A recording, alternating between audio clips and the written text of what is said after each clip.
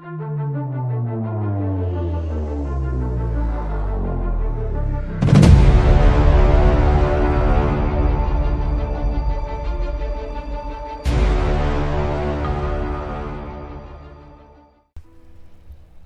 motivo de mi reciente visita a París, no quise desaprovechar la ocasión de conocer un lugar que desde hacía años deseaba visitar.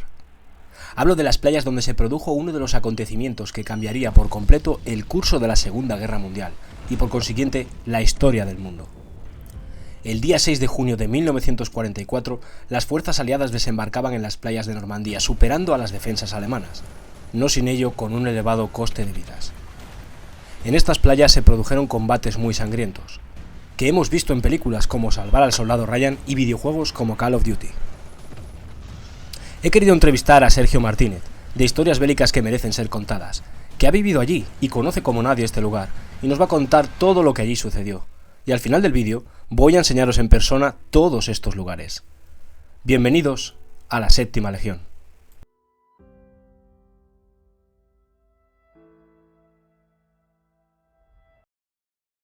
Sí, no, pues te empiezo comentando. O sea, yo en Normandía fui por primera vez, pues imagino que como mucha gente, ¿no? Pues porque te interesa la batalla. Al final es un destino que está muy cerca de España. Se puede ir en coche. Yo, de hecho, he ido más veces en coche que en avión a Normandía. Lo que pasa es que no sé por qué mucha gente, a pesar de que le gusta mucho el tema, la Segunda Guerra Mundial y tal, yo creo que no se lo llegan a plantear, ¿sabes? O sea, es una cosa que está ahí, pero no se lo llegan a plantear, es decir, hostia, ¿y por qué no cojo el coche y me voy a Normandía? O me saco un avión y me voy a Normandía, ¿no? Y joder, y después de estar un montón de años viendo películas, leyendo, viendo vídeos, documentales, lo que sea, pues ¿por qué no lo veo por mi propia cuenta? Y nada, básicamente eso hice. Se me encendió como una bombilla y dije, hostia, tengo que ir a Normandía. Y nada, para allí que me fui. Pero lo que pasa que antes de irme, yo busqué, como has comentado tú, ¿no? O sea, algún tipo de tour, porque claro, al final dices, joder, voy a ir yo solo, te metes en internet y te abruma, ¿no? La cantidad de sitios que hay en Normandía para ver, desde museos, memoriales, cementerios, playas y un montón de lugares icónicos. Algunos más o menos se pueden encontrar, otros están ocultos o no están señalizados. Y entonces dije, bueno, pues para ir yo solo perdido, pues voy a mirar si hay algo. Y no existía ningún viaje organizado. O sea, no existía ningún viaje organizado desde España para ir allí, no un día, sino 4, 5, 6 días, ¿no? Y verlo todo en profundidad. Entonces, pues nada, me lo monté por mi cuenta, lo busqué yo todo, tal, y me fui con un amigo, en coche, insisto. Y mira que yo vivo en el norte de Murcia y mi amigo al sur de Albacete, o sea que nos pegamos, son unas 14 horas en coche, ¿vale? Para que la gente se sitúe desde la zona de Alicante, Albacete y Murcia, más o menos unas 14 horas más las paradas. Y nada, llegué allí y lo vi todo, más o menos lo que pude por mi cuenta y tal. Y luego ya a la vuelta pasaron varios meses y pensé, joder, estoy seguro de que lo que yo he hecho le gustaría a más gente. Entonces decidí organizar el primer viaje en mi canal, con los seguidores de mi canal. Y nada, para allí que nos vamos una semana, y así comenzó. Entonces, yo aparte de ese primer viaje que hice por mi cuenta y luego el viaje organizado, para el año que viene directamente decidí irme yo a vivir allí. Entonces me fui a vivir, estuve más o menos 5 meses viviendo, toda la temporada de primavera-verano, organizando también viajes desde España con grupo organizado y luego allí trabajando como guía para gente que iba y te contrataba para el día, por aplicaciones como GuruWorld, Civitati, este tipo de cosas, ¿no? Que estoy seguro que más de uno que ha ido a París o Roma o cualquier capital, enseguida ve un free tour, pues yo lo mismo, pero en Normandía. Y nada, entonces eso fue el primer año que decidí irme a vivir, que fue el año pasado, el verano pasado, y o sea, el verano de 2023 y ahora este verano, el de 2024, también estuve allí todo el verano haciendo lo mismo. Y ahora precisamente pues estoy igual, planificando un nuevo viaje que va a ser ya la quinta edición, creo, a Normandía con los seguidores. Claro, el vivir allí lo que te permite es explorarlo todo con detenimiento. O sea, no tienes límite de tiempo, por así decirlo, de decir, joder, es que he venido para 2 o 3 días. No, no, estás allí 5 meses. Entonces perfectamente puedes ir viendo lo que te dé la gana. Entonces, pues claro, yo prácticamente lo he visitado todo, por lo menos todo lo que me ha interesado, cosas muy generalistas y cosas a las que no ha ido nadie y que son muy difíciles de encontrar, ¿no? obviamente yo cuando planifico mi viaje lo hago para que quien venga vea lo principal. Intento meter cosas específicas, pero al final, pues, que vea lo principal. Luego, obviamente, hay cosas muy específicas que necesitaría prácticamente como un segundo viaje solo para ver cosas específicas, tipo, pues una casa que nadie lo sabe y a lo mejor fue el cuartel general, ¿no? De una división alemana o de un cuerpo de ejército, o un callejón, o yo qué sé, cosas de este tipo, cosas muy secundarias, que se salen de lo que se ve en una ruta normal. Eso se está estilando ahora mucho en internet y lo habrás visto también cuando la gente, pues lo que tú dices, ¿no? Comparte un rincón concreto Mm. de un escenario de guerra con cómo es en la actualidad y cómo fue en el pasado. Y la gente no se lo espera, ¿no? Seguramente muchos de los habitantes de los pueblos de ahí, de esa zona de Francia, digan, joder, pues mira que aquí lo que dices tú, esto fue pues un reducto, aquí una pequeña encrucijada. Lo estoy viendo mucho por las redes últimamente y es Ujú. muy bonito, la verdad, que se recupere todo eso. Sí, yo también me he sumado a esa moda y hago mucho vídeo. Se llama el Then and Now, se llama, el entonces y el ahora. Y efectivamente, o sea, yo en Normandía conozco un montón de sitios, ¿no? Donde pues se tomaron imágenes de este tipo, que tú vas en la actualidad y la comparas.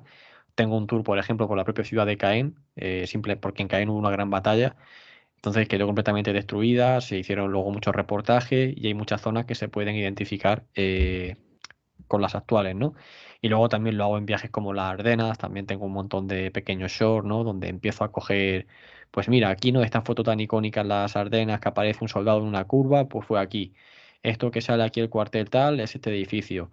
El propio Hitler que llegó a Bastoña en junio, no, en mayo del 40, tiene una foto en un edificio y ese edificio sigue estando tal cual, pues te puedes hacer allí también una foto y lo comparas, ¿no? Y dices, joder, si estamos en la misma ubicación y no ha cambiado nada, está exactamente igual.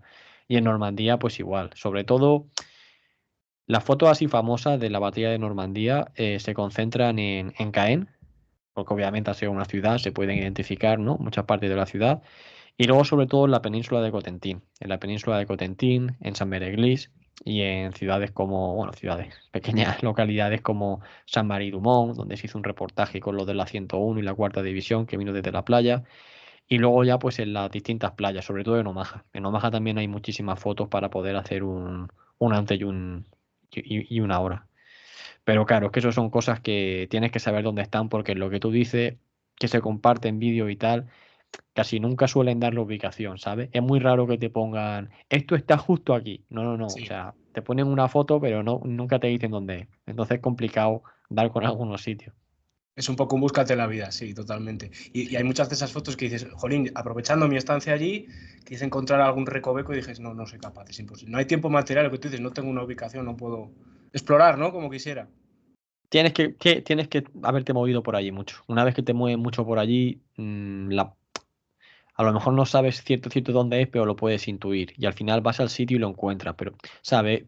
A ver, te pongo un ejemplo. Es como si te ponen una foto de tu pueblo, de tu ciudad, de hace 30 40 años, que obviamente no es lo mismo el que vive allí y enseguida dice, ah, mira, esa es la calle no sé qué, ah, mira, eso está el sitio, más o menos, ¿sabes? Que otro que obviamente no se conoce nada de la ciudad. Entonces, yo con el tiempo me pasa que cada vez me cuesta muchísimo menos localizar este tipo de sitios, ya sea en Normandía, en las Ardenas o en cualquier otro itinerario. Pero es por eso, porque al final, cuando ya vas mucho y te lo pateas mucho y estás muy metido en la historia y sabes a lo mejor qué unidad sale en esa foto, luego sabes también dónde se movió esa unidad y enseguida lo puedes localizar.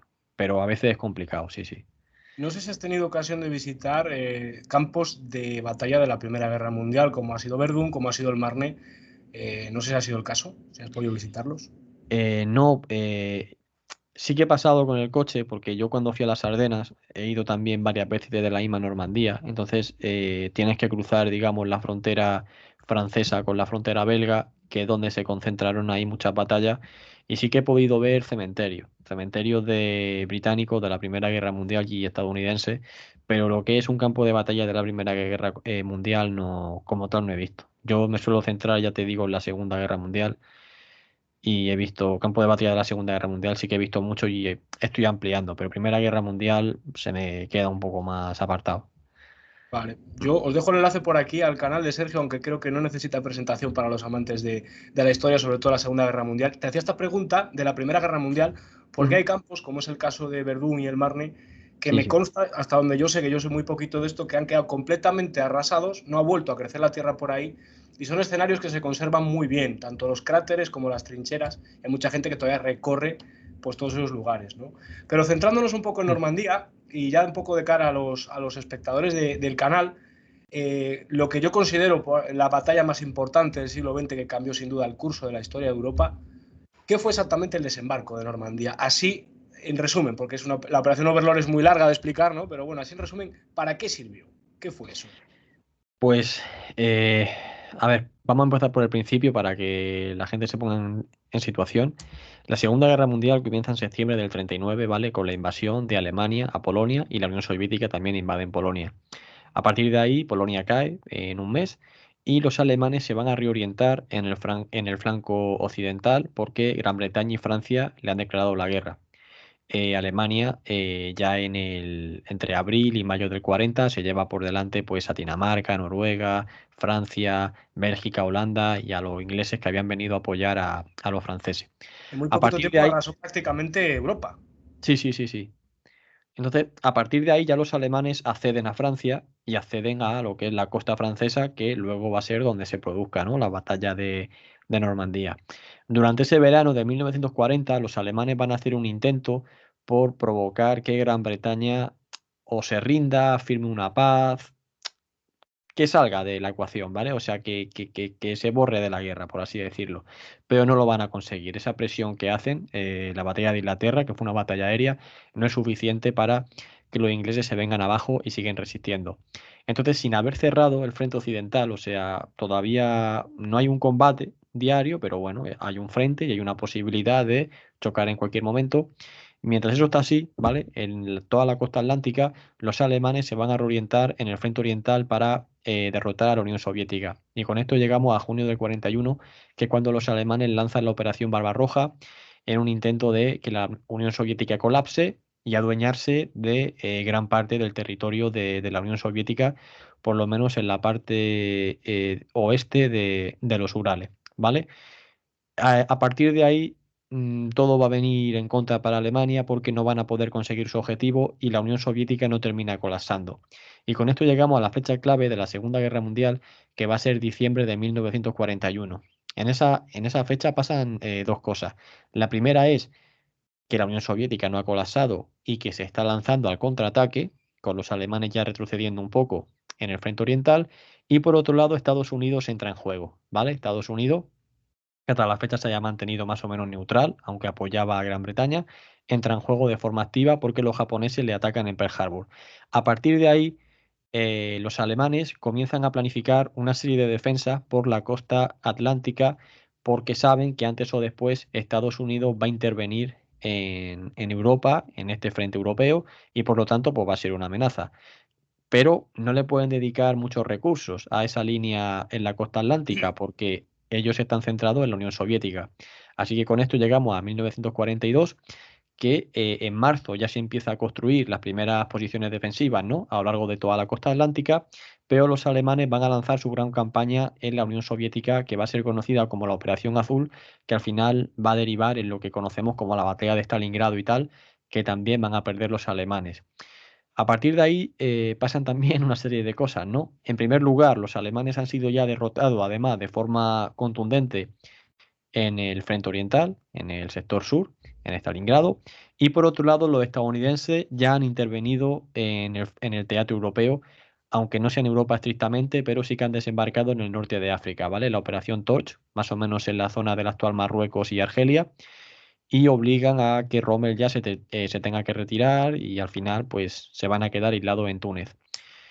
Con esto tenemos que la primera intervención estadounidense no ha sido en Francia, como tal vez se podía esperar, pero ha sido en África y van a empezar a saltar a Europa.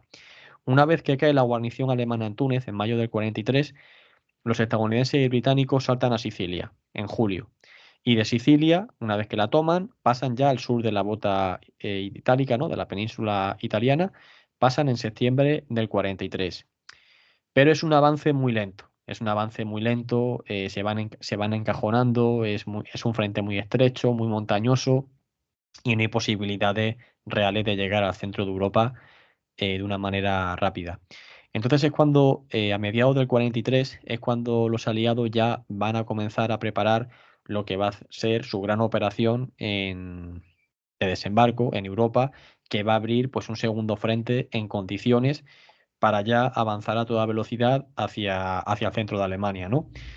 Esto pasa, como digo, esto se comienza a planificar en mayo del 43, aproximadamente un año antes de que tenga lugar. Eso por un lado. Y mientras todo esto está pasando en el norte de África y en el Mediterráneo y tal, los alemanes en el verano del 43 son nuevamente derrotados en la famosa batalla de Kursk, la Operación Ciudadela, a partir de lo cual el repliegue alemán hacia su frontera original comienza a acelerarse. Em, de cara a finales del 43, ¿vale? Cuando ya los alemanes ven que en el frente oriental no tienen ninguna opción y por otro lado ven que en el frente occidental, en la costa atlántica, el desembarco aliado se ve inminente, Hitler emite una directiva, la directiva número 51, en la que por primera vez le da prioridad total a enviar recursos a la costa atlántica para hacer frente a esa invasión, ¿vale? Entonces vamos a tener con que los primeros meses del 44 va a ser una fase en la que los alemanes refuercen mucho su defensa hasta que finalmente los aliados desembarcan el 6 de junio en Normandía, en este caso. Entonces lo que significa la batalla de Normandía es la apertura de un segundo frente que no tiene el objetivo de tomar una pequeña porción, que si en Túnez o tomar una isla o intentar tomar Italia, sino que tiene como objetivo entrar en tromba por el norte de Francia y abrirse paso a toda velocidad hacia la frontera alemana para que pues el Tercer Reich termine de colapsar. Un Tercer Reich que ya ha sido derrotado en el frente oriental y que ya se ve completamente acorralado. Ese es el objetivo y esa es la importancia, ¿no? de la batalla de Normandía. La apertura de ese segundo frente para hacer que los alemanes ya tengan que distribuir las pocas tropas que tienen, tanto a su izquierda como a su derecha, y que ya se queden sin capacidad para parar o bien a los soviéticos o bien a los estadounidenses y británicos. En resumidas cuentas, es eso, el contexto. Se vinieron muy arriba los alemanes porque abrieron distintos frentes. Lo que llama poderosamente la atención es como Hitler, un cabo, recordemos que fue cabo en la Primera Guerra Mundial, además se sabe que era una persona que no era muy inteligente, como los generales alemanes, los generales de la Wehrmacht, le obedecían sin rechistar, aunque bueno, sabemos que hubo intentonas de derrocarle y demás. Nadie se dio cuenta de que este tío abriendo tantos frentes, esto está perdido. O sea, ¿a dónde vamos nosotros? A meternos con Rusia, a meternos en África, a meternos en... Alguien en algún momento abrió los ojos y dijo, oye, vamos a parar a este hombre. Bueno, a ver, quitando lo que has comentado tú del atentado, realmente no. No, porque Hitler, em, digamos que todo le había salido bien, ¿vale? Desde que llega al poder, durante los primeros años todo le va saliendo bien. Toda su política para revitalizar Alemania, para volver a revitalizar Renania, para anexionarse Austria, para anexionarse los Sudetes, parte de la República Checa, la invasión de Polonia, todo le va saliendo bien. Luego el triunfo en Francia, que eso ya es el no va más, eso ya es, vamos, la cúspide, ¿no? Bueno, que tienen los alemanes en la Segunda Guerra Mundial, en la caída de Francia, su gran enemigo que durante la Primera Guerra Mundial no consiguieron romper el frente y tal, y ahora en apenas 5 o 6 semanas se ha deshecho por completo Francia. Y como he dicho antes, Noruega, Dinamarca, Holanda, Bélgica, Luxemburgo, los ingleses que han venido a ayudar han tenido que salir corriendo, ¿no? En Dunkerque y tal. Entonces, a partir de ahí hay un cierto halo en el que parece que Alemania es invencible y que obviamente su líder es poco menos que pues un emisario divino, así se vende internamente en la propaganda de guerra, que está aquí para cambiarlo todo y para poner a Alemania vamos, en la primera posición a nivel mundial. Entonces, digamos que ya su fama, su prestigio está muy alto, está muy alto. Claro, ¿qué es lo que va a ir pasando? que a medida de que se inician nuevas campañas, a medida que los alemanes luego también entran en la Unión Soviética, al principio todos son victorias, todo parece que va a ir bien y tal, hasta que llega a Moscú, hasta que el año siguiente llega a Stalingrado, hasta que el año siguiente llega a Kursk y tal. Entonces sí que es cierto que, bueno, que esa fe, ¿no?, que tiene todo el mundo en él, pues obviamente se va a ir reduciendo a medida que se produce cada derrota. Pero nunca se llegó a perder tanto la fe como para llegar a deponerlo. Y los generales, como mucho, algún general que se atrevía, le daba alguna sugerencia en la que le decía, oye, mira, ganar la guerra militarmente es imposible, pero eh, la única solución que tenemos es llegar a una paz, ¿no? En resumidas cuentas. Eso es lo que le decía, lo que le proponían. El llegar a algún tipo de tregua, algún tipo de paz. A lo que Hitler le decía vamos, que ni hablar de paz, ni de tratado, ni de negociación, ni de nada, y que él era un militar y que se metiera en sus asuntos militares, que era ganar la batalla y que dejase la política para él. Entonces eso es un poco lo que va a pasar. Pero ya digo que no hay ningún general que diga, quitando, insisto, lo del golpe de Estado, que se atreva a plantarle cara abiertamente, porque obviamente el que le plantaba cara abiertamente pues era destituido y ya está. O sea, tampoco, ¿sabes? Volvemos a junio del 44, volvemos a Normandía, ese frente que abren bueno, los aliados en este caso, Estados Unidos, Canadá, Gran Bretaña, etcétera. ¿Cómo estaba defendida esa zona? Porque me comentabas que hubo un momento en el que Hitler ya se da cuenta que dice, oye, voy a mover más recursos para aquí, para la zona atlántica, que la tengo un poquito abandonada. Y mi pregunta es, ¿cuáles eran las defensas que tenía Alemania en Francia para decir aquí que no pase nadie? Muy poco, muy poco. De hecho, cuando Rommel llega a hacerse cargo de la situación, a finales del 43, lo nombran inspector general del Muro Atlántico, algo así se llama el cargo. Lo primero que haces es hacer una especie de inspección, un recorrido, ¿no? Y vamos, sí, envía una carta a Hitler y a su mujer diciéndole que eso es un desastre, que ahí no hay nada y que como ataquen los aliados, que vamos, que van a entrar como Pedro por su casa. Una carta completamente derrotista, ¿vale? En la que envía Rommel a finales del 43. Sin embargo, después de 5 meses, ¿vale? Trabajando en el sector, de cara a mayo de 1944, emite otro comunicado en el que dice que todo ha cambiado y que se ve muy optimista de cara a frenar el ataque aliado. O sea que por eso te he dicho que van a ser clave. Los primeros meses de 1944 van a ser clave porque es donde se mete el acelerón. ¿Qué es lo que tienen los alemanes ahí? Pues todo lo que te puedas imaginar en cuanto a material capturado. Tenían, o sea, para defender el muro atlántico se recurre a todo. Se desmantela parte de la línea Maginot, se desmantela la línea Sifrido, se recurre a todo el material capturado, a los franceses, cañones de la Primera Guerra Mundial, de los franceses, de los holandeses, de los belgas, Hablamos, cosa que perdóname Sergio, de que sí. no fue construcción propia, o sea, eso fue, como dices, material cogido de otros muros defensivos que había y construyeron pues todas esas defensas, ¿no? Por así decirlo. Claro, es que, a ver, no, o sea, fue una construcción que hicieron los alemanes en cuanto a que ellos pusieron a los trabajadores y tal. Lo que pasa es que el material, como ellos no tenían capacidad para fabricar tantísimo armamento para dotar el muro atlántico, recurrieron a todo el tipo de material que tenían capturado en otros sitios y tal. O sea, entonces era un desastre. Me parece que había 200 tipos diferentes de cañones, de artillería, en toda la costa atlántica, y eso supone un caos a nivel logístico porque habían cañones de la Primera Guerra Mundial que capturaba a los franceses o alemán, pero que ya no se fabricaba munición para ese cañón, porque es una cosa antigua. Entonces, a lo mejor, en una posición, como por ejemplo fue la batería de Maisy, que está cerca de Omaha, tienes una serie de cañones que a lo mejor tienen 100 o 200 proyectiles. Ya está, cuando se acabe eso ya no hay más, porque ya no se puede, ya no se fabrica esa munición.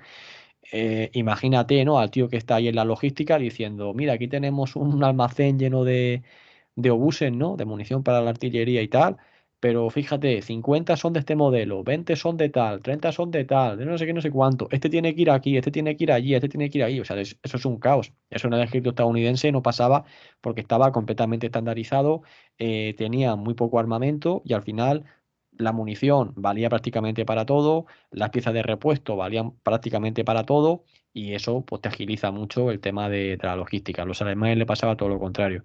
Entonces, en cuanto a armamento, un desastre, ¿vale? Porque tenían todo lo que habían pillado por ahí, porque su industria no tenía capacidad para fabricar tanto. Obviamente sí que había alguna posición muy moderna, como por ejemplo la batería de Lons-sur-Mer, que se puede visitar y está tal cual, donde sí que se encargan 4 cañones de 150 milímetros, que se encargan a Skoda, que actualmente fabrica coches, pero en aquella época en la República Checa fabricaban armamento, y sí que se meten ahí 4 cañones que son exactamente iguales, con unas torretas que eran para pequeños destructores y tal. Entonces, hay alguna estandarización, pero eso es lo raro. Lo normal, como por ejemplo en Pont-du-Hoc, había 6 cañones franceses de la Primera Guerra Mundial en Pont-du-Hoc, ¿vale? Que era una de las baterías principales de las que tenían los alemanes en Normandía y eran cañones capturados franceses de la Primera Guerra Mundial. O sea que imaginaros. Eso por un lado. Por otro lado, en cuanto a la calidad de las divisiones, era también pésima. Pésima, pésima, pésima. Estoy hablando en el sector de Normandía, ¿eh?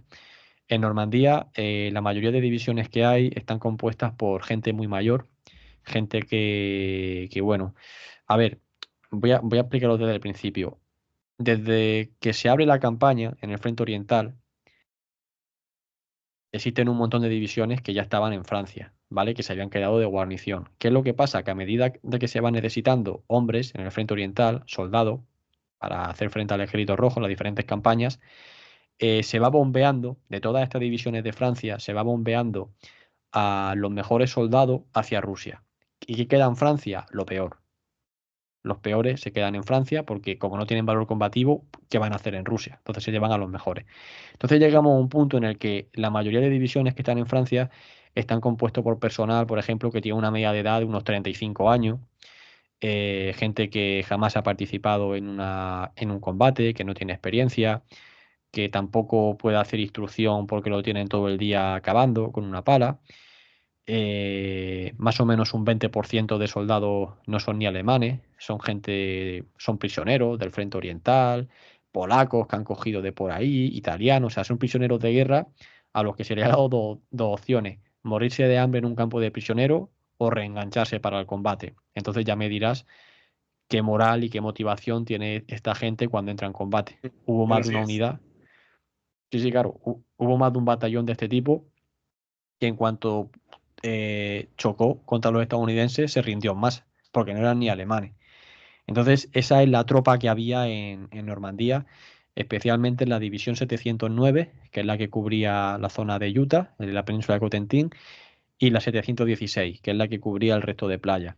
A excepción de una división que era la 352, División de Infantería, que esa sí que era una división decente y normal, ¿vale? Y plantó cara en Omaha y en los días posteriores. Pero el resto de divisiones de guarnición eran por lo general bastante malas. Y luego ya por último tenemos las divisiones Panzer. Las divisiones Panzer sí que se salvan, ¿vale? Las divisiones Panzer, quitando la 21 Panzer, que es una división que también con desecho y tal, que es la que estaba en Caen, que es la que participa el primer día, quitando esa división, que era normal, tirando a baja, luego sí que tenemos una serie de divisiones de élite, divisiones Panzer de élite, que van a vender muy cara su piel, como es el ejemplo de la división Hitlerjugend, ¿vale? Que esos van a llegar durante la noche del 6 de junio a Normandía, porque estaban más o menos a 120, 130 kilómetros. Estaban entre Normandía y París, estaban en medio, pues ahí estaban ellos, preparados para ir o para Normandía o para el paso de Calais, que era la otra zona por la que se sospechaba. Luego también tenemos divisiones como la Panzerlehr, que es una división de élite, y luego ya pues van a ir llegando también otra serie de divisiones que son también bastante buenas, como la división de Reich, la división Listandarte, la segunda Panzer, la 116, que ya son divisiones bastante buenas. La Frundsberg, la Hohenstaufen, que esas divisiones sí que son competentes. El problema de estas divisiones es que van a ir llegando a cuentagotas al sitio, porque estaban muy lejos, la mayoría, y durante todo el trayecto, durante todo el camino, desde su punto en el que estaban en plan como asentada hasta que llegan a Normandía, van a sufrir ataques aéreos masivos, todo tipo de sabotaje, y cuando quieren llegar a Normandía ya han sido bastante desgastadas, y una vez que llegan allí, en vez de poder concentrarse y atacar en conjunto, lo que hacen es que se van como ramificando para ir tapando como las brechas, ¿no? Que se están Mm. abriendo en el frente y las van, pues, sirven para parchear la línea de frente, pero no se pueden utilizar, pues, pues eso, como una unidad compacta y al ataque, y además tampoco lo pueden hacer, mm, tanto porque tienen que parchear como porque todo el cielo está dominado por la aviación aliada. Entonces no pueden operar con libertad durante el día porque en cuanto hay una mínima concentración de carros de combate que detectada que se están moviendo hacia un punto, rápidamente viene la aviación y los machaca. Entonces, pues al final se tienen que ir dispersando por la línea de frente para intentar contener el avance aliado. Vale, nos hemos metido un poco en contexto. Rommel, como hemos dicho, ya dice, bueno, esto ya está, ya estamos aquí preparados. Como has comentado, las tropas un poquito más menos combativas, que no habían entrado en combate, que no eran ni alemanes y tal, era lo que se encontraron cuando llegaron a Normandía, y digamos que el grueso, las divisiones Panzer, como me has dicho, fue lo que se fueron encontrando a medida que avanzaban. Bien, una vez que tenemos esto, ¿qué hicieron los aliados para...? Porque hubo un plan para engañar a los alemanes con el desembarco y hacerles creer que iban a desembarcar en otro lugar. ¿Funcionó ese plan? ¿Cómo fue ese plan, más o menos? Sí, ese plan se llamó la Operación Fortitude, que fue una operación de engaño en la que se crea me parece que se llama el primer cuerpo de ejército estadounidense. Y si no es el primer cuerpo de ejército estadounidense, es un nombre muy parecido. Que es un ejército ficticio que se crea más o menos frente a Calais, en la zona donde hay menos distancia entre Gran Bretaña y Calais, ¿no? Y Francia. Y ahí pues se crea un ejército, se pone bajo el mando de Patton y se hace creer a los alemanes que la ofensiva principal, el desembarco principal va a ser en Calais y no en Normandía, ¿vale? Entonces, claro, ¿qué es lo que se ha dicho siempre? Que, pues eso, que cuando se produce el desembarco en Normandía, los alemanes tardan mucho tiempo en reaccionar porque creen que es un ataque de distracción, que es un ataque secundario porque el principal va a llegar de forma inminente por Calais. Entonces, como ellos creen eso, lo que se ha dicho siempre es que no envían a todos los refuerzos posibles a Normandía porque en el fondo están esperando que vengan por otro lado. Eh, eso es una verdad a media, ¿vale? Sí y no. Está claro que los alemanes van a seguir manteniendo tropas en Calais ante pues, un posible desembarco secundario o principal, pero pues otros desembarco que les pueda hacer daño y luego los pille por la retaguardia, ¿no? Porque Calais, digamos que está más al este que Normandía, pero realmente tampoco fue tan así, porque si uno empieza a analizar cuando las divisiones Panzer alemanas, que al final son las divisiones de choque, son las divisiones más potentes que tienen, cuando empiezas a analizar cuando cada una de estas unidades empezó a dirigirse a Normandía, te das cuenta de que todas empezaron a dirigirse a Normandía entre el primer y el tercer día. Salieron todas para allá. Entonces, no es que esta operación de engaño tuviese éxito como tal, sino que en la guerra, pues uno siempre se queda a la expectativa de lo que pasa. Pero ya no porque haya una operación de engaño que te esté liando, sino por sentido común y por prudencia. Pero insisto, o sea, esto pasó aquí en Normandía y pasó prácticamente en cualquier operación de la Segunda Guerra Mundial. Entonces, una vez que ya se ve que efectivamente se está desembarcando en Normandía y están pues avanzando y un volumen de tropa y tal, ya todo va para allá. Y esto se produce durante las primeras 48-72 horas. Yo he podido ver realmente la información que tenían los alemanes durante las primeras horas, información que ellos mismos emitían y que ellos mismos elaboraban sobre lo que estaba pasando en Normandía y es una auténtica locura. O sea, los alemanes pensaban, vamos, o sea, que habían tirado ahí 4 o 5 divisiones aerotransportadas, que por cierto, llevo yo aquí, no sé, la, El de la 101, sí, el sí. jersey sí que me lo compré en Eh, Normandía, Qué guapo. que siempre lo llevo por allí también para hacer los tours y tal. Bueno, entonces los alemanes, la información que ellos manejan en las primeras horas que se había desembarcado en una zona mucho más amplia de la que de verdad se desembarca y que habían tirado un montón de divisiones paracaidistas más por su retaguardia. Entonces, fíjate, o sea, los alemanes calculan que las fuerzas aliadas que están atacando Normandía son más grandes de las que realmente eran. Motivo de peso para enviar todo lo que pudieran a Normandía.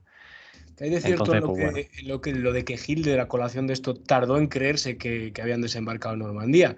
Yo he leído siempre que él seguía empecinado horas después, días después, que el desembarco no ha podido ser ahí, que hacerme caso, que va a ser en Calais. ¿No? ¿Es cierto eso de que Hitler todavía no abría los ojos? No, eso no es cierto. Eso es una cosa que los generales, después de la guerra, a ver, esto es como todo. Cuando se pierde, ninguno quiere tener la culpa. Entonces es muy fácil echarle la culpa al que está muerto y que no se puede Eso es. defender y todo el mundo queda bien. Entonces los generales, para tapar todos sus fallos, le echan la culpa a Hitler y ya está.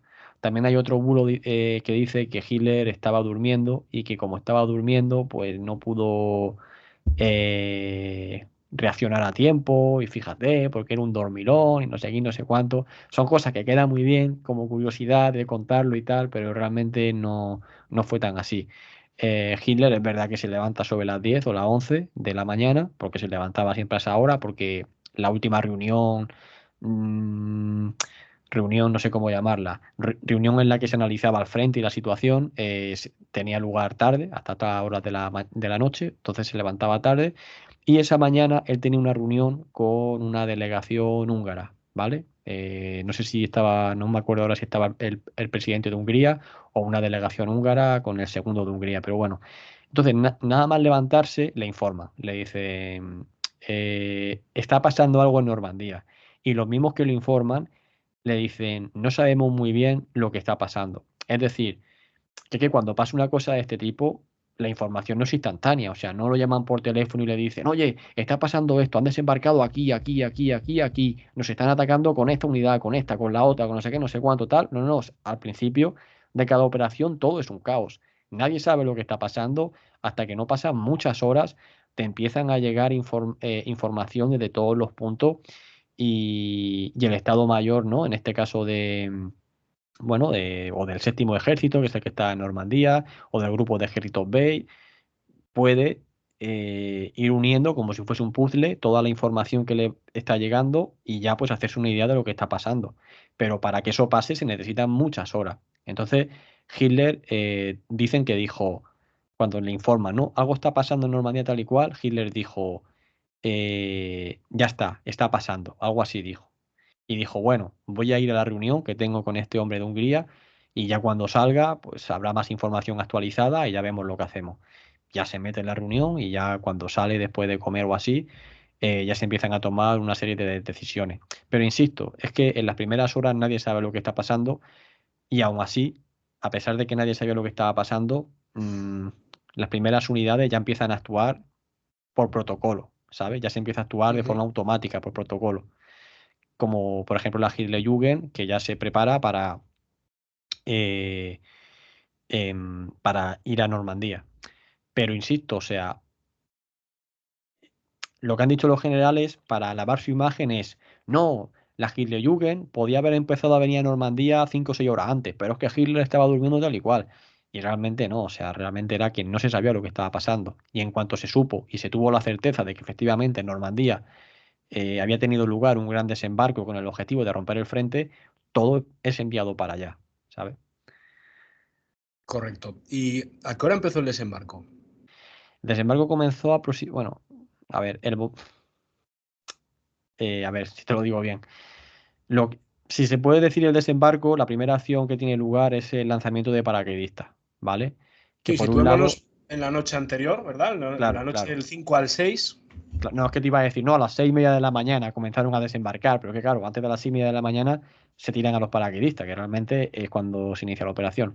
Entonces, los paracaidistas, por un lado se lanzan los británicos, ¿vale? La zona, digamos, sería oriental, en el río Orne, al norte de Caen, se lanzan ahí los británicos, y los estadounidenses se lanzan en la península de Cotentín, ¿vale? En la retaguardia de Utah. Estas operaciones tienen lugar aproximadamente entre las 12 de la noche y las 1:30 de la mañana. En este margen de 1 hora y media se lanzan estos paracaidistas. Posteriormente, aproximadamente a las 5:30, tiene lugar un bombardeo de saturación por parte de la aviación y por parte de la artillería naval en lo que son las playas, ¿vale? ¿Y fue efectivo ese bombardeo? ¿Sirvió para debilitar las defensas alemanas, que era el Eh, objetivo al final? No, no fueron muy efectivos, fallaron. Hubo mucho error y fallaron. Fallaron bastante. Si quieres luego te explico por qué, pero fallaron. Y luego Por ya a favor. las 6:30 ya es cuando ya las primeras oleadas se empiezan a desembarcar en el lado estadounidense y los ingleses van a desembarcar sobre las 7:30. El bombardeo falló porque no se quería dañar la arena, ¿vale? No se quería dañar la arena en ese bombardeo porque no se quería llenar la playa de cráter. Porque claro, tú imagínate que llega ahí la infantería y también carros de combate que iban a desembarcar, los primeros, de hecho. Luego no van a desembarcar los primeros porque se quedan atrás, pero era la intención que desembarcar los primeros. Llegan a la playa y se encuentran con que toda la playa está lleno de agujeros de 2 metros de profundidad, pues claro, ahí llega el Sherman, se cuela por ahí y se queda. Entonces no se quería dañar la arena para no añadir más obstáculos a la playa, ¿no? De los que ya de por sí tenía. Entonces se tiró alto y se equivocaron y ese bombardeo fue tan alto, tanto el naval como como el de aviación, que se pasó. Entonces la gran mayoría de ese bombardeo, por lo menos en la playa de Omaha, cayó a un par de kilómetros tierra adentro. Es decir, que cuando llega la infantería, te estoy hablando de Omaha, que fue la sangrienta Omaha, ¿no? Donde más bajas tuvo, unas 4.000 y pico, los estadounidenses, las defensas alemanas estaban prácticamente intactas por este error. Bueno, si tú ya viste Omaha, ya pudiste ver las características de la playa, cómo hace prácticamente pues una mini bahía con una elevación, un acantilado de 35 o 40 metros aproximadamente, que va como de forma progresiva ascendiendo, y ahí ya pues los alemanes tenían varias líneas en altura. No es como en Utah o como en otras playas como en Gold, Sword o en Juno, que es una playa plana, como la del Mediterráneo en España, sino que en Omaha tienes una elevación bastante grande desde la que puedes establecer varias líneas defensivas que están arrojando fuego a la playa a diferentes alturas, generándote una potencia de fuego mucho mayor de la que puedes conseguir con una sola ametralladora a pie de playa. Entonces, claro, eso fue pues una auténtica carnicería. Además, la distancia que hay que recorrer, porque yo el día que visité Omaha tuve la suerte de verlo con la marea baja, y uno ¿Mm? calcula más o menos, cuando se mete en situación, la distancia a recorrer entre la propia arena y las posiciones, que corrígeme si me equivoco, pero no se conservan, ahora hay casas de los antiguos búnkeres, y observas esa distancia y dices, entre todo el fuego cruzado de ametralladoras, de morteros, bueno, el caos, le llamaban, me dijeron en el tour, el infierno en la tierra, le describían como el infierno en la tierra, la playa de Omaha, Bloody Omaha, como dijiste tú antes. Salvar al soldado Ryan. Todos la conocemos, el que no la ha visto ya la está viendo, por favor, porque tiene una de las mejores escenas rodadas en la historia del cine para mí, que es precisamente el desembarco en la playa de Omaha. La habrás visto, me imagino. ¿Qué hay de cierto en la peli? ¿Es fidedigno la escena del desembarco con lo que sucedió en la playa? Sí, te lo comento ya, pero te puedo hacer una pregunta. Tú que has estado allí y tal, que sí, Sí, claro. aproximadamente son unos 200 metros de arena, ¿vale? Más luego todo el montículo. Y tuviste mucha suerte, en verlo con la marea baja, porque yo solo este verano te puedo decir que estaba allí unas 40 y pico veces, solo en Omaha. Lo que te quiero decir, que yo la he visto de todos los colores, con la marea más alta, más baja, con tormenta, con olas, con calma y tal. Claro, el día del desembarco había una tormenta, estaba el mar agitado, había mucho oleaje y eso fue también muy jodido, ¿no? Para las tropas. Pero lo que le quería preguntar es que, ¿cómo definirías tu experiencia allí en Omaha? ¿Qué te pareció? Porque además hay mucha gente que va allí y tiene la mala suerte de que le pilla la marea alta y no ve nada, porque no ve playa, porque cuando está la marea alta te puedo asegurar que es que no se ve absolutamente nada y ya se ve el mar pegado ya a la carretera, pegado a las casas y la gente dice, joder, ¿dónde está la playa? No, no. Aquí en Claro. España, que no estamos acostumbrados tampoco a las mareas, nos quedamos muy sorprendidos, pero bueno, ¿cómo fue tu experiencia por allí? Qué mala pata también que para una vez que vayan a verlo, pues se lo encuentren así, con la, Pasa, con la pasa. distancia. Pues mi experiencia fue, yo lo describiría, mira, fueron 15 minutos en Omaha, como te digo, Buah. fue en un tour que te deja el autobús, tenéis 15 minutos para ver la playa y nos vamos. Entonces, corrí hacia la arena, cogí arena, como en la peli, dije, un pequeño sueño que tengo de friki, ¿no? De la historia Sí, es sí, coger sí, un sí. poquito de arena de Omaha y llevármela. y quedarme a solas. Le pedí a mi pareja, déjame a solas, ¿vale? Estos 15 minutos déjame a solas. De hecho, me tuvieron que llamar desde el autobús, venga, vámonos, come ¿qué tal?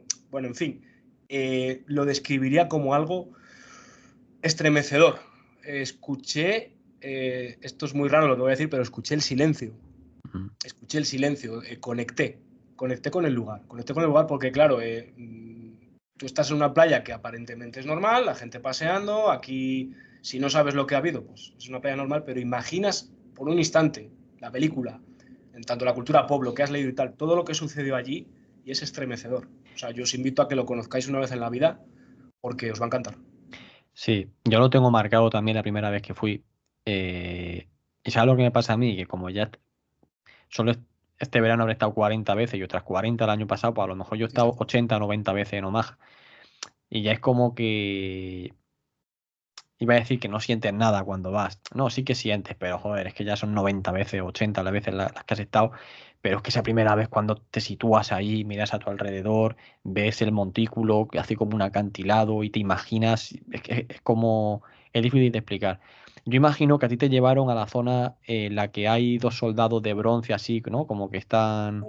Me llevaron a la que está el monumento, bueno, no sé cómo describir esa figura geométrica, es plateada, es como unas, creo que forma unas olas o forma Ah, vale, vale, en el sector de San Laurent, en el centro. el sector, exacto, sí, sí, sí, no vi la de las Vale. figuras que tú me dices, no, me quedé en ese sector que no sé qué sector es de la playa. Yo quería ver Doc Green porque soy un friki de la peli, ¿vale? Pero no pude verla. Claro, claro, claro. Es que donde suele llevar a la gente es donde te digo yo, que es el de Bierville.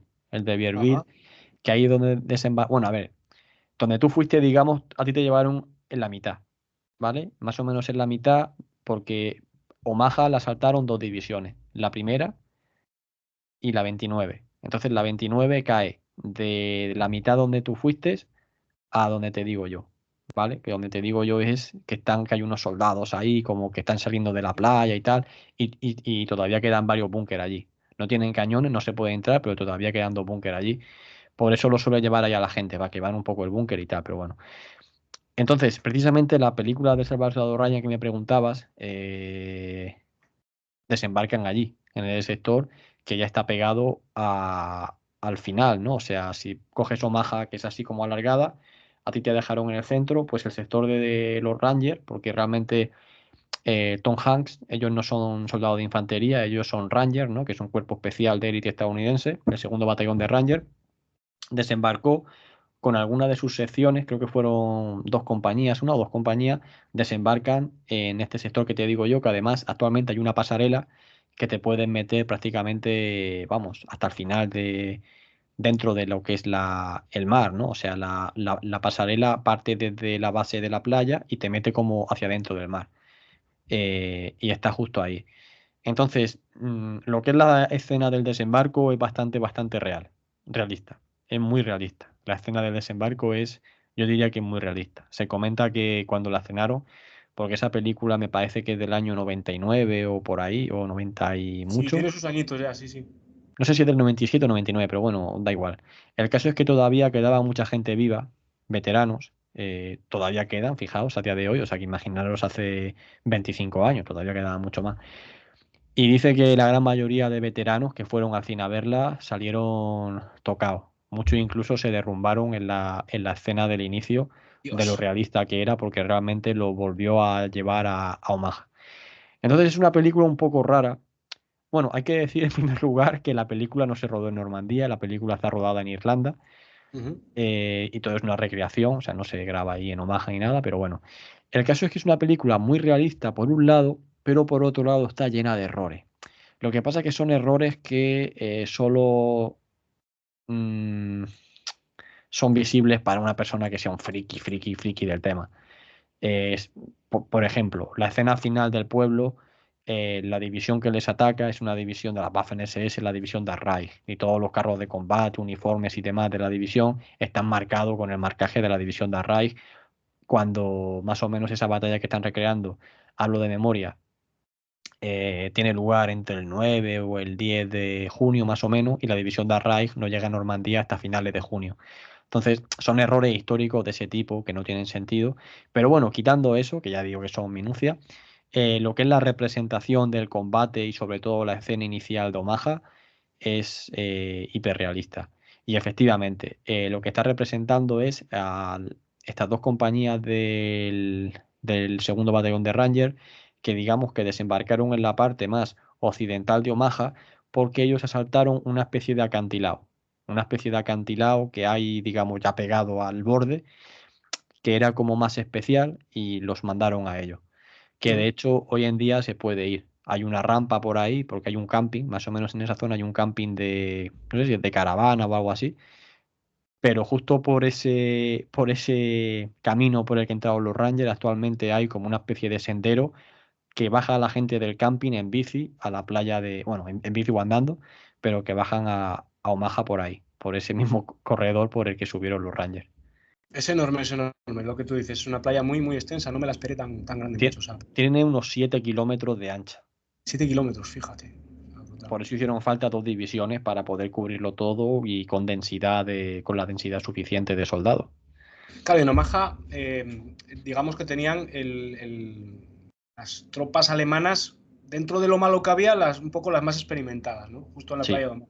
Fue todo mala suerte, o sea, tenemos las mejores tropas alemanas allí, los bombardeos claro. son inefectivos, pues nos comemos todo el tomate, al final.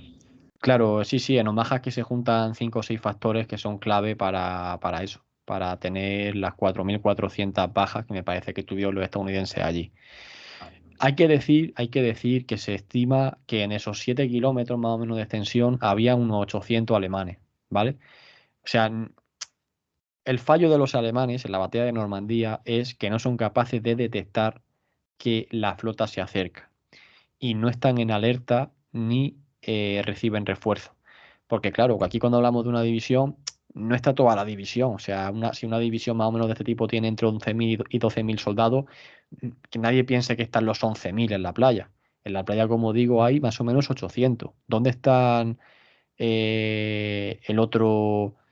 Vamos, o sea, si hay una parte de la división en Omaha, hay 9 partes que no están en Omaha, por decirlo así. ¿Dónde están esas otras 9 partes? Están en retaguardia, de guarnición, tal, llevando su vida, y los que están realmente en la playa son los que están de guardia. Son los que están de guardia, por si pasa algo, pero los alemanes cuentan con que o sea, cuando venga la flota, pues obviamente tendrán un margen de X horas para llamar y decir, oye, todo el mundo para acá, a ocupar sus posiciones. Pero eso no ocurre. Eso no ocurre porque los alemanes, justo en ese momento en el que se ataca Omaha, Normandía, los alemanes habían bajado la guardia por la tormenta, porque hay una tormenta en el canal y los alemanes estimaron que con ese temporal era imposible que se llevase a cabo un desembarco.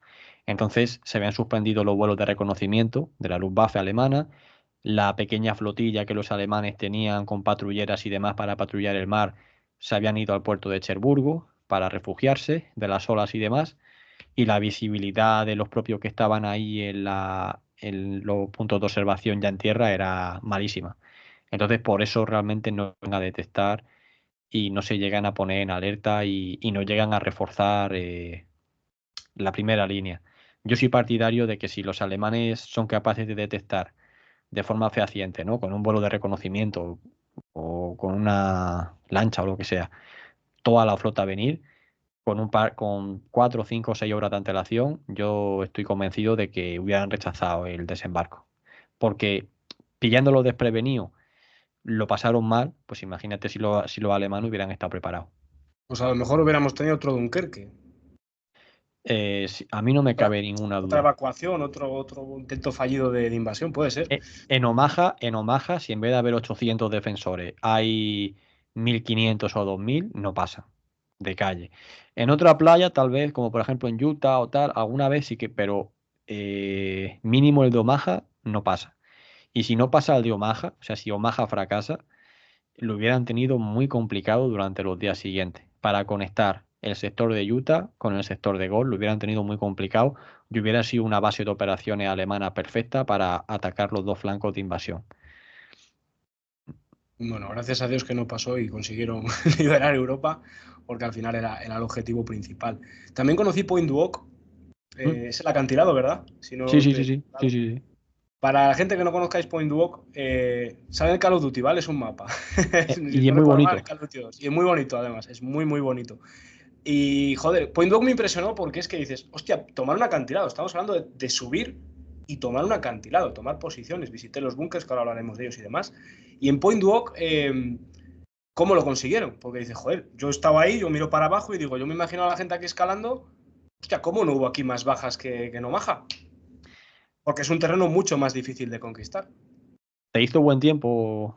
Sí, tuve suerte, sí. Ah, pues tuviste suerte, porque allí hay unas pistas impresionantes y Ujú. además se ve enfrente, se ve toda la costa de Utah, toda la manga de la península de Cotentín y vamos, si vas con niebla, que yo también muchas veces con niebla no se ve nada y es una pena. Pues mira, el Pond Duoc es una batería que está, digamos, justo en la mitad de la playa de Utah y la playa de Omaha, es decir, los dos sectores que los estadounidenses atacaron. Entonces, claro, si ahí tienes una posición de artillería, esa posición de artillería va a tener a tiro todo, haciendo como un semicírculo, ¿no? Lo tiene todo a tiro, las dos playas y toda la flota que está frente a esas costas. Entonces era un objetivo prioritario para los estadounidenses. ¿Cuál es la dificultad? Que está sobre un acantilado y que no se puede realizar, o al menos a priori no se puede realizar ningún tipo de ataque frontal. Y entonces, pues claro, ¿qué haces? Pont du Hoc es el punto más bombardeado de Normandía, ¿vale? El punto que más bombardearon los aliados en Normandía, empezaron principalmente a partir de abril, fue Pont du Hoc, y por eso hoy en día todavía está como si fuese un paisaje lunar, todo lleno de cráter, ¿vale? Eso por un lado. Los alemanes, que obviamente no eran tontos y no elegían las posiciones por elegirlas, intentaban siempre meter este tipo de baterías precisamente encima de un acantilado. ¿Por qué? Porque ahí tenían más alcance, tenían más visión y ese acantilado en teoría les protegía de un asalto frontal, porque era una misión suicida, ¿no? Desembarcar y tener que escalar un barranco, un precipicio de más o menos 30-35 metros. Em, a partir de ahí, los alemanes, el miedo que tenían de que les atacasen esas posiciones era desde la retaguardia. O sea, las defensas alemanas en Pont du Hoc, en otra batería que es muy parecida a Pont du Hoc, se llama Lons-sur-Mer, Mm. las dos están en un acantilado. Realmente la defensa alemana no se reorienta hacia la costa, sino se reorienta hacia la retaguardia. Y el miedo es que algún tipo de comando paracaidista o lo que sea aterrice justo detrás de la posición y lo asalte desde atrás. Ese es el peligro y es ahí donde está preparada la defensa alemana. Entonces, no se esperan que se vaya a producir, como digo, un ataque frontal.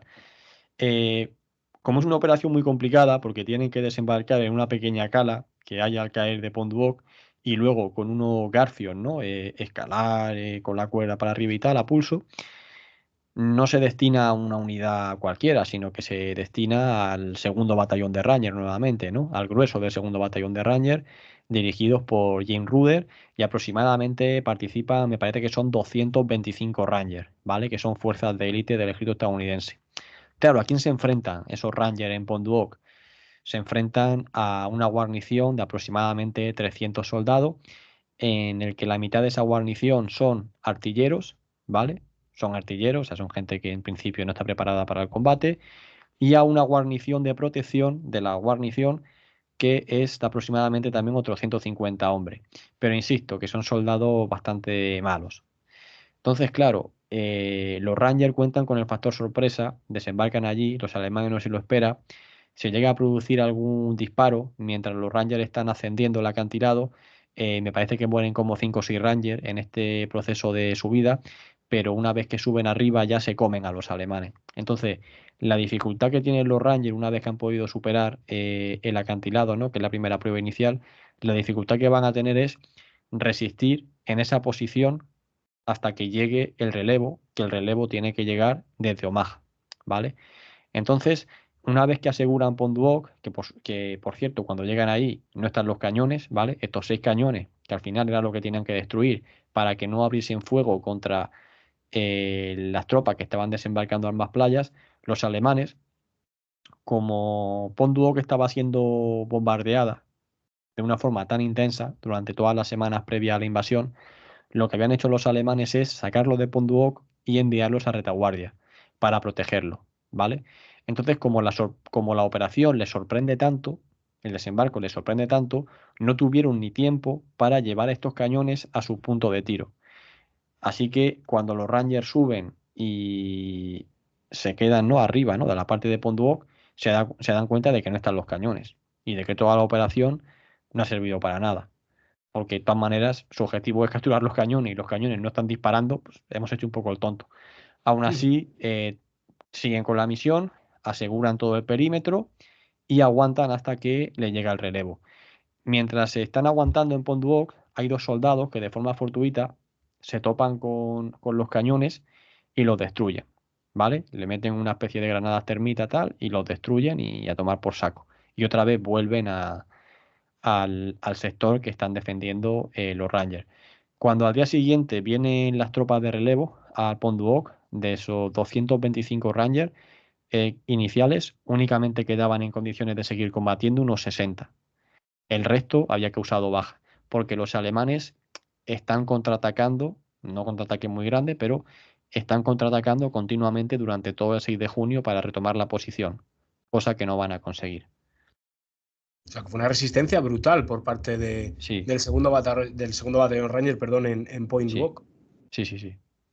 Sí, recorrí esa zona y lo que comentas, de hecho hay fotografías en el mismo lugar in situ que te recuerda pues al oficial del que hablabas y demás.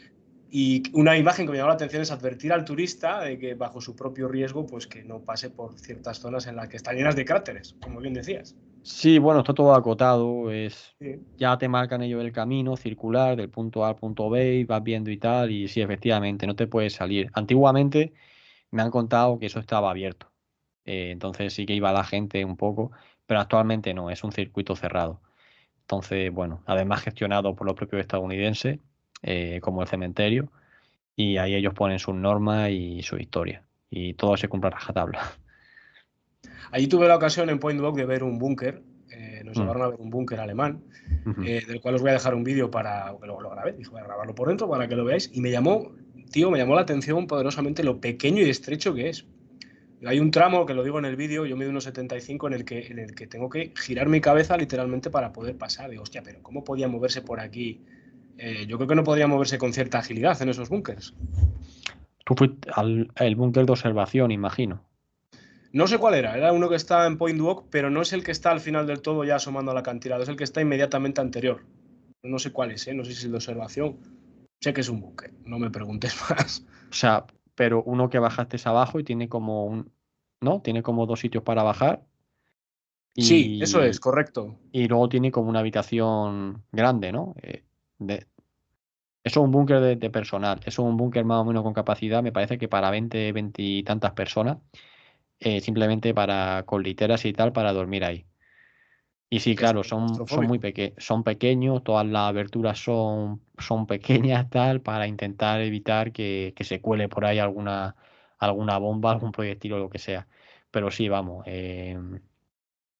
yo te digo que hay peores, te digo que hay peores, pero todos son más o menos iguales. Del mismo modelo, porque al final eso lo construyó todo la organización TOT.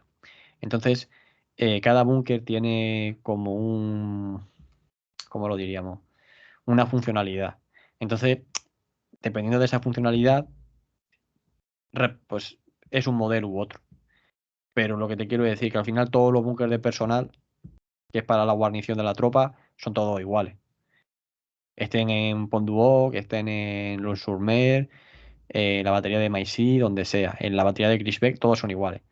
Se repite el modelo, se calca, ¿no? Como si fuese un catálogo del IKEA. Búnker H600 no sé cuánto, tal, son todos iguales. Los búnkers de observación, salvo alguna modificación, son todos iguales. Las posiciones de tiro también, salvo alguna modificación, se intenta construir siempre, ¿sabes? En el mismo modelo. Para que sea más fácil la construcción, para que los mismos planos sirvan, para que los mismos trabajadores ya tengan experiencia y todo vaya más rápido. Los alemanes están cuadriculados como siempre y en Mm. su línea, cómo no. Hablábamos del cementerio, me comentabas antes el cementerio que también lo visité, el cementerio americano, me consta que hay uno alemán que no tuve ocasión Mm. de visitar y que espero hacer en un futuro, y está en Colville-sur-Mer, no sé si lo he dicho bien porque mi francés es Sí. muy malo. ¿Qué nos podrías contar acerca de ese cementerio? ¿Cuántas tumbas hay? Porque lo vi, nada, cuestión de 20 minutos en ese breve tour que te digo y es incalculable, o sea, llega hasta donde no alcanza la vista.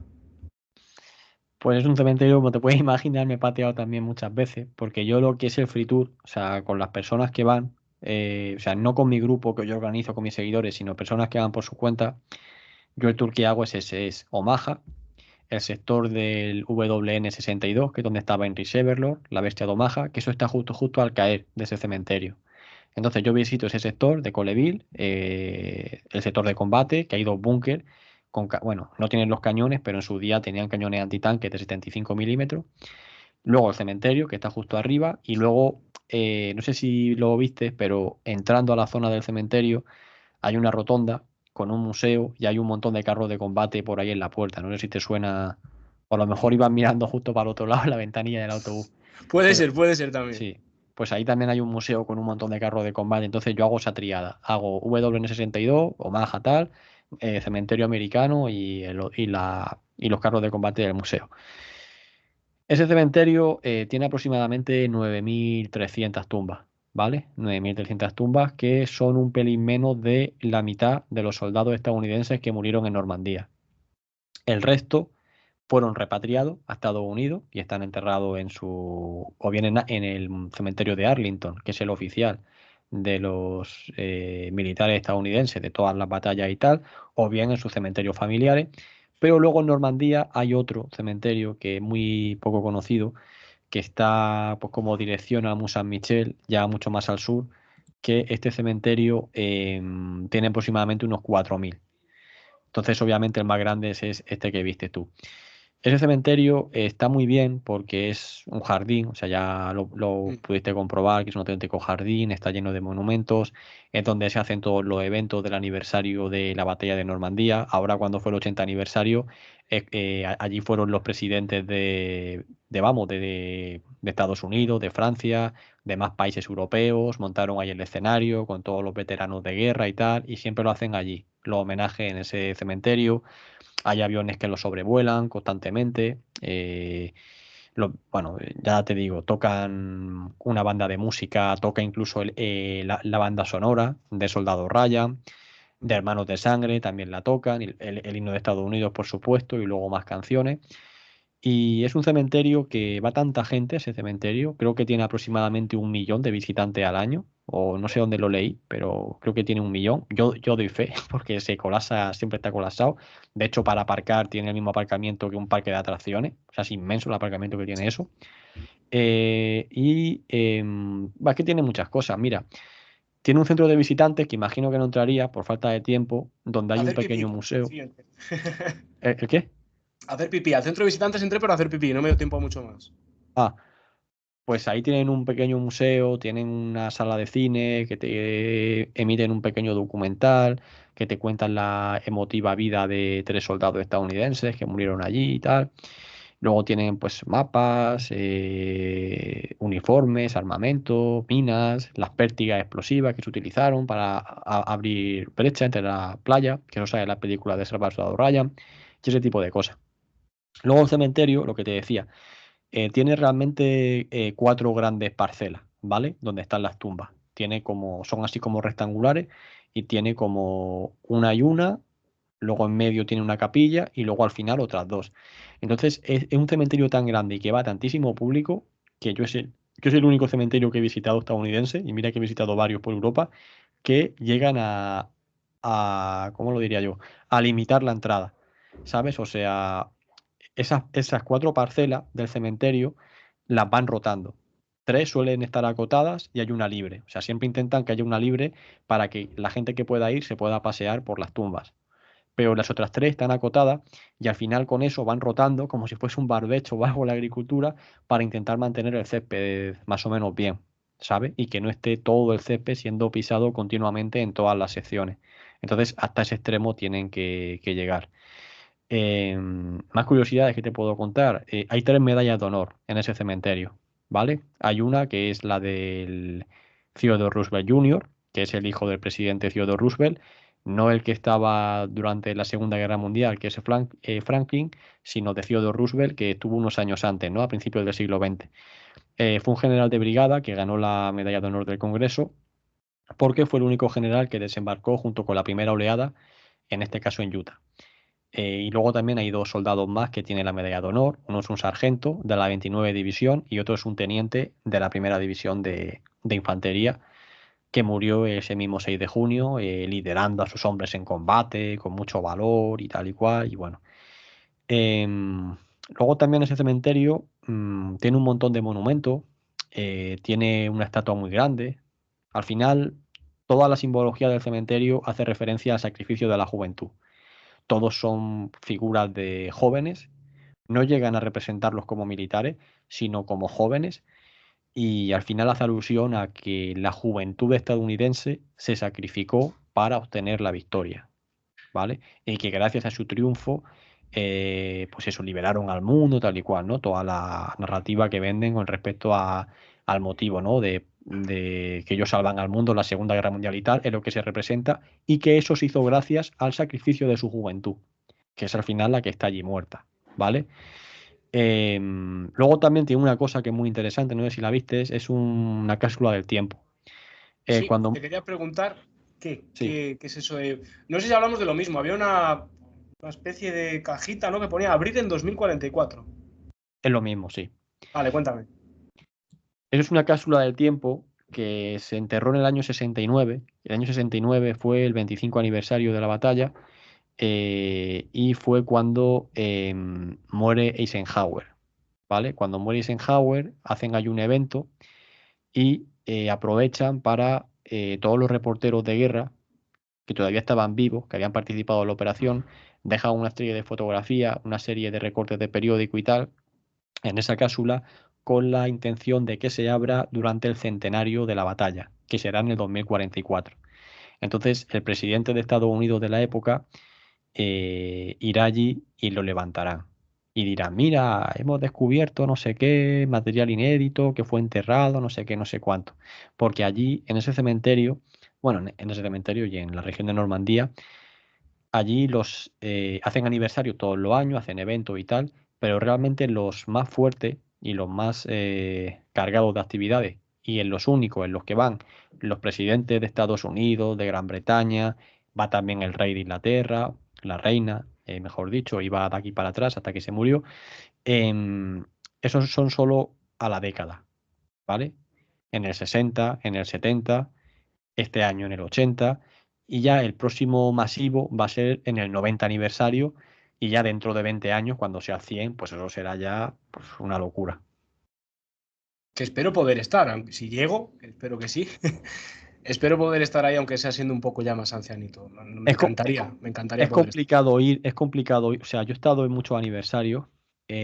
Cuando es, por ejemplo, el año pasado fue el 79, el año que viene será el 81, no hay problema. Hacen un montón de eventos y tal, todo está congestionado, pero digamos que el único problema para moverte es el tráfico que hay y el atasco Imagino. que se genera, pero no hay restricción, ¿vale?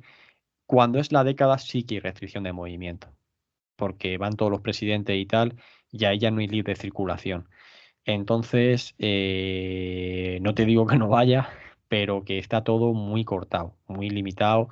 La autovía la cortaron. Ahora cuando fue Biden, fue entre el 5 y el 7 de junio, creo que estuvo por allí, la autovía estaba cortada para su comitiva.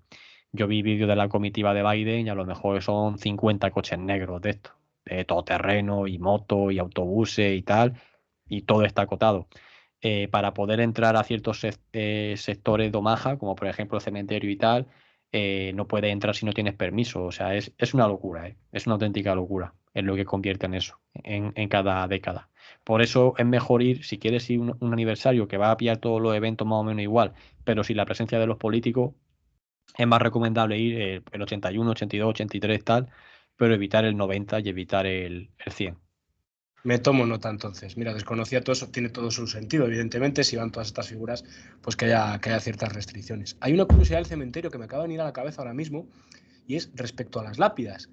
Hay algo que sucede con la arena de Normandía y que suele hacer la gente en las propias lápidas, que creo que nos contaron en el tour, pero igual estaba ahí un poco difuminado. ¿Qué es? ¿De qué se trata?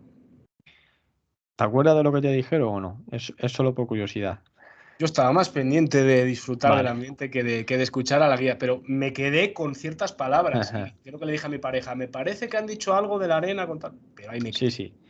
Mira, en el cementerio de Omaha, de Normandía, todas las tumbas son iguales. No hay ninguna distinción. por rango ni por nada. Todas son de mármol blanco, de lisa, creo que se llama además. Y eso, da igual el rango, todo.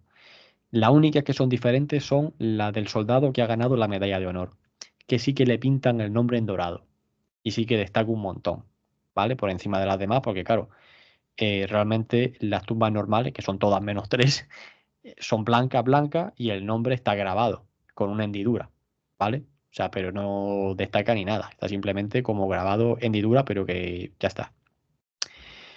Entonces, claro, si tú ves una de repente que está pintada en dorado, pues te destaca un montón. Entonces, ¿qué es lo que hace la gente cuando van, sobre todo los familiares? Los familiares cuando van al cementerio bajan a la playa, cogen arena, se suben al cementerio y en la lápida de su familiar le restriegan esa arena sobre las letras, que como las letras tienen, o sea, están, me parece que se llama bajo relieve, no sé, bueno, está Sí, como, ya te digo, o sea, como dentro, ¿vale? Como con hueco, como esculpido así, ¿no? Como grabado. Entonces, puedes con arena, lo frotas y se queda justo la arena metido en esa hendidura del nombre y destaca un montón. Y de hecho, si tú la ves desde la distancia, parece incluso que está pintado, no parece ni arena. Entonces, eso de alguna manera es una señal como de, oye, que un familiar o lo que sea ha ido y la ha visitado y tal. Entonces, pues bueno, eso dura lo que dura. Ya cuando llueve un par de veces o lo que sea, pues ya se cae, se deshace y se pierde. Yo cuando fui las primeras veces, claro, porque muchas de estas lápidas con arena tú a lo mejor la ves desde lejos, porque no puedes entrar, porque está acotado el recinto. Entonces, claro, tú ves desde lejos y dices, ah, mira, esa está pintada. Claro, luego iba a la semana siguiente y decía, coño, aquí hay una pintada y ya no la han quitado. Y dices, qué raro, ¿no? No van a ¿qué pintarla ha para pasado? luego quitarle. No, no, no, claro. Entonces es una cosa que si nadie te dice como a ti que sí que te dijeron, o yo le digo a los que van conmigo, tú no lo sabes. Hasta que ya una vez dije, adiós, pues sí es arena, ¿sabes? Pero claro, tienes que tener ahí un proceso de deducción de quién hace eso, por qué, tal, y sobre todo si lo ves desde lejos, que parece que está pintado, porque es un color ocre que además hace que la tumba destaque un montón por encima de las demás.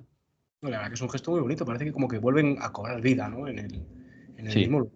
Sí, sí, me sí, acuerdo sí. que nos lo dijeron en el tour y te quería preguntar a colación de eso, porque me quedó esa laguna. Digo, creo que ha dicho algo de la arena en la tumba y tiene todo el sentido. A, a lo mejor ya te digo otra cosa, pero yo te doy la razón oficial, entre comillas. Hay gente que también deja moneda. Encima de las tumbas dejan moneda y eso se supone que depende de si la moneda es de un céntimo, de dos, de cinco o tal, ¿no? Depende del número de la moneda. Eso realmente lo que representa es la cercanía de la persona que le está dejando la moneda. Eso es la teoría. Luego seguro que va un tío y dice, "Ah, le voy a dejar aquí 10 céntimos porque he visto que una tumba de al lado tiene y no sabe ni por lo que lo está No sabes ni haciendo. por qué, claro, sí. Claro, y yo estoy convencido de que la gente que va con la arena y se lo restriega, alguno lo hará también por inercia, pero, ¿sabes? No por el significado real. Pude visitar ya por finalizar, Sergio, el Museo Overlord. Ese sí que lo vimos en el tour. ¿Son reales los objetos que hay allí? Una pregunta que resume todo el museo, porque creo que sí, creo que muchos de los objetos son reales. No hablan de lanchas de desembarco que sí se utilizaron, donde fallecieron muchos soldados, pero ¿son reales o son réplicas? No, no, la mayoría sí son reales. Hay alguna cosa de que a lo mejor sí puede ser de pega, pero la gran mayoría de las cosas que hay en ese museo de Overlord son reales. Y de hecho, mínimo tienen un Sherman o dos, creo que tienen dos, mínimo uno, ya digo, que está en funcionamiento. Que de hecho lo sacan en los aniversarios o cuando montan un evento. Está preparado ya con una puerta de esta de cochera que se levanta y lo sacan a pasear el Sherman por allí. O sea que sí, sí, vamos, más real no puede ser. Ese museo está muy bien porque tienen un Panzer 4, es el único que hay en Normandía. Panzer 4 lo tienen allí. Tienen un Panther que está un poco reventado, pero es el único que está en Normandía. Y luego, sobre todo, que es un museo muy alemán, muy de cosas alemanas. Quitando la primera parte, que es más aliado y tal, luego ya todo es Waffen SS. Hacen ahí bueno, un homenaje, una representación de la Hitlerjugend, de la Listandarte, de la Das Reich, y eso, tiene mucho material alemán y es el museo que más cosas alemanas tiene, porque al fin y al cabo la gente cuando va a ese tipo de sitio lo alemán es lo que más llama la atención, porque es más raro verlo. Es más raro Sí, es verlo, más difícil de encontrar, sí. el diseño a lo mejor es más bonito. Esto le pasa a los maquetistas, ¿no? Que no es lo mismo un Sherman que decir, joder, voy a hacer un Tiger o voy a hacer un Tiger 2 y tal, o un Pantera. Y eso destaca mucho. Y ya digo que solo está en ese museo, entonces muy atractivo por eso. Porque, por ejemplo, en Normandía lo verías, prácticamente en cada rotonda te plantan un Sherman. Sí, Vaya un sí. Sherman, mira. Entonces, claro, cuando ves el primero, el segundo te llama la atención, pero llega un punto que ya llevan 10 y dices, ah, mira, un Sherman. Pero claro, de repente ves un Panzer 4, un Pantera, que solo hay uno en ese museo, en toda la región, y dices, joder, madre mía. Y destaca, claro.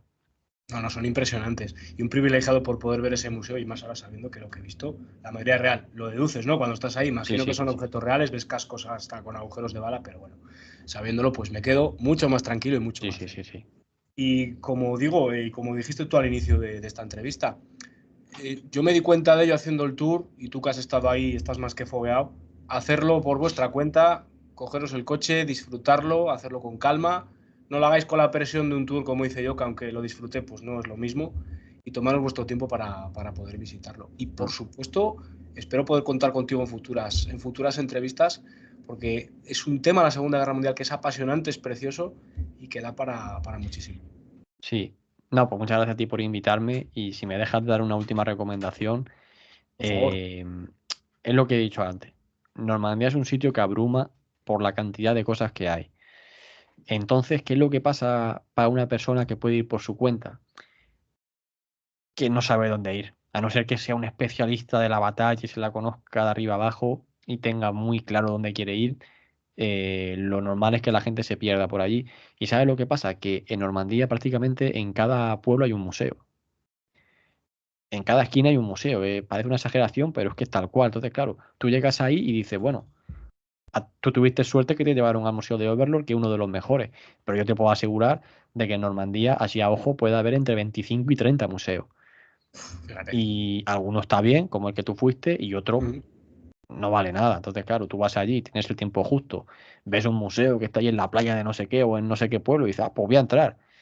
Pero claro, a lo mejor has perdido ahí un tiempo muy valioso que en vez de ese museo, pues tendrías que haber ido a otro, por ejemplo, que es mucho más completo, tienes el Panzer 4 y el Panther que solo están allí, y este tipo de cosas. Entonces, yo lo que le recomiendo a la gente que quiera planificar su viaje a Normandía, Ardenas, donde sea, es que lo planifique muy bien y que no vaya por ir, sino que esté, a decir, varios meses, hombre, varios meses tampoco, pero mínimo un par de semanas mirando muchos vídeos en YouTube de viaje a Normandía, de recorridos que hace la gente, leyéndose bien los museos que hay, las reseñas, lo que hay, lo que no hay y tal. Y ya cuando tenga todo eso claro, que vaya. Porque si no lo Ujú. tiene todo bien planificado, va a perder el tiempo y eso. Entonces, yo lo que hago con la gente que hago los free tours es eso. Yo le doy el free tour que dura una mañana, más o menos 5 horas, pero luego ya le doy rutas para hacer por la tarde o para el día siguiente. Le digo, mira, pues ahora vete a Utah, pero vete a Utah y ves aquí, aquí, aquí, aquí, aquí, aquí y aquí. Y ya se lo doy en recorrido circular. Entonces, claro, no es lo mismo que alguien te dé ese itinerario, esa ruta, que meterte por allí y terminar en un Claro. museo que no vale nada o en un búnker que tú lo ves en el mapa y dices, ah, mira, que hay un búnker, sí, pero a lo mejor hay un búnker que es el que no vale y te has saltado el importante que está a 5 kilómetros más al sur. Entonces, yo eso, que la gente lo estudie bien y que lo mire mucho antes de ir. Pues espero poder ir algún día a uno de tus tours, que lo voy a disfrutar como un niño con zapatos nuevos, como la entrevista de hoy. Sergio, historias Venga, bélicas que merecen ser contadas. Hoy nos has contado una historia maravillosa, hoy hemos aprendido todos una lección más importante, nunca dejamos de aprender contigo. Y estaré encantado de contar contigo para futuras entrevistas. Y muchísimas gracias por estar aquí con nosotros hoy en la Séptima Legión. Gracias, Sergio. nada, a ti muchas gracias, Oscar, y un saludo a toda la audiencia.